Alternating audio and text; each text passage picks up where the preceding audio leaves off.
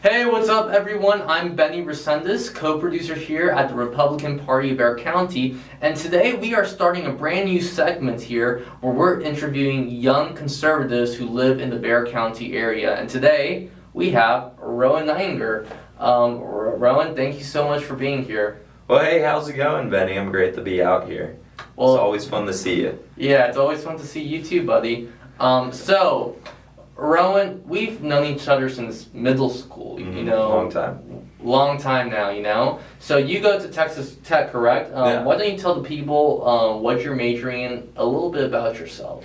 Well, again, my name is Rowen Neidinger. I'm a history major at Texas Tech up in Lubbock. I like to consider myself a young conservative. I'm also a Marine Corps officer candidate involved in the PLC program, in which I would get a commission after I graduate college and finish OCS.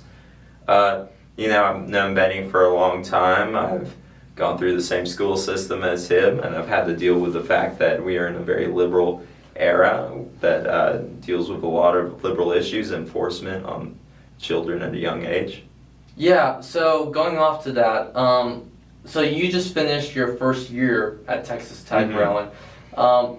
Just tell me how the student demographic is with conservative.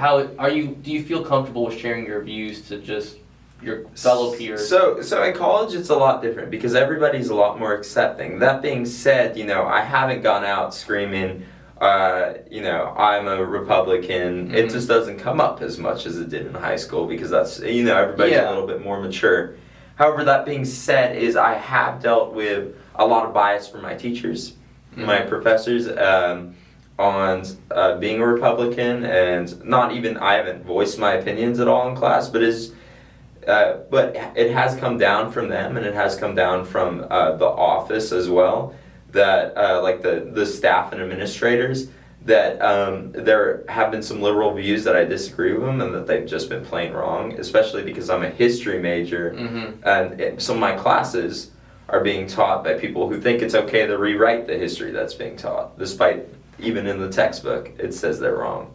Yeah, that's one of the biggest issues brought up by many candidates who are running locally here about education and how some people are trying to rewrite history or change it to their own political beliefs. Yeah. And you reiterate their points. Yeah.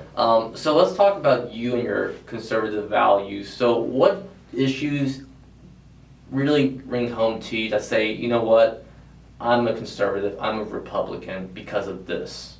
Well, some big things that have been brought up to me. I know we all like to focus on social issues, and we all think those are what drives our country.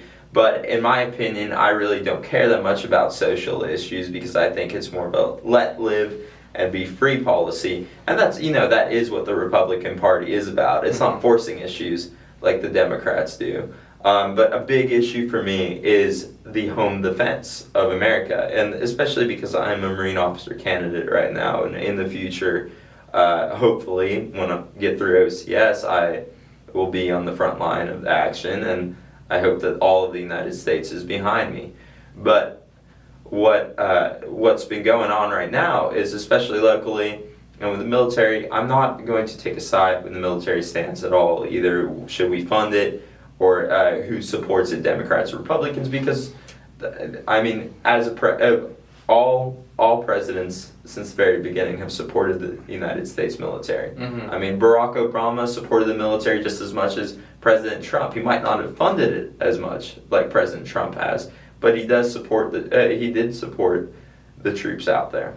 Now, that being said, more of a home issue is the National Guard being asked to be involved in the riots and the protests around the nation.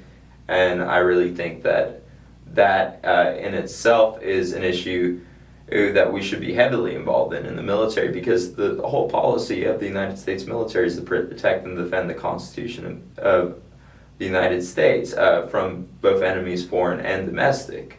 And right now we have domestic terrorism. We have 6 blocks locked off in Seattle under Chaz, and which is a paramilitary group, And the police aren't going to be able to do anything. The mayor has just stepped down and has said it's a patriotic issue. They're being patriotic by locking off the city and not allowing people to get to work, or for those that live there to leave. But the National Guard, I think, should be involved in restoring order there. Yes. So for my time of knowing you, Rowan, your family has been very involved. You've been taught a lot about history. You know, you love to read about history.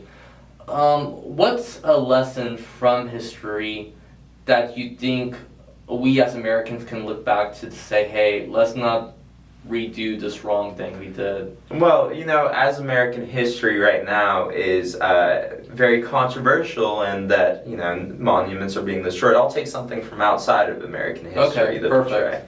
So, in India, for about a millennia, so 1,000 years basically, there was a group that the word thug comes from. It's the Thuggee group in India, and it was essentially a cult. It was a murderous cult that would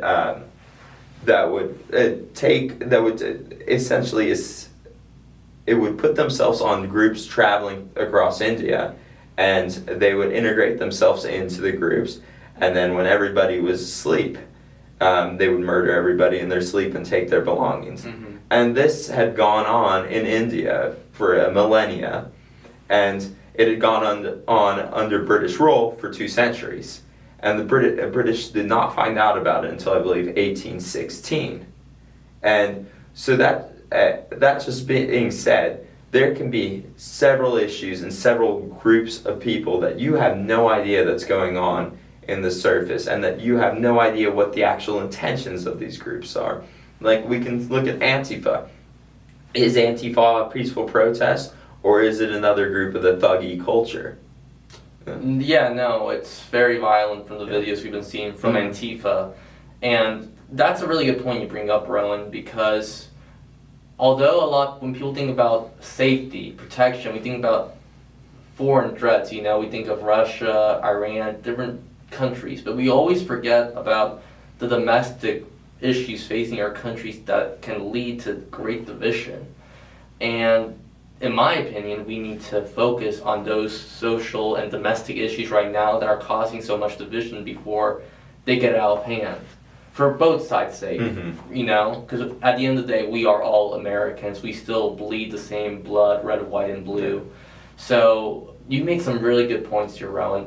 Thank you so much for coming on the program. Yeah, always have a fun time, Benny. Yeah, I hope to have you back someday. And please like this video and leave a nice comment. See you guys.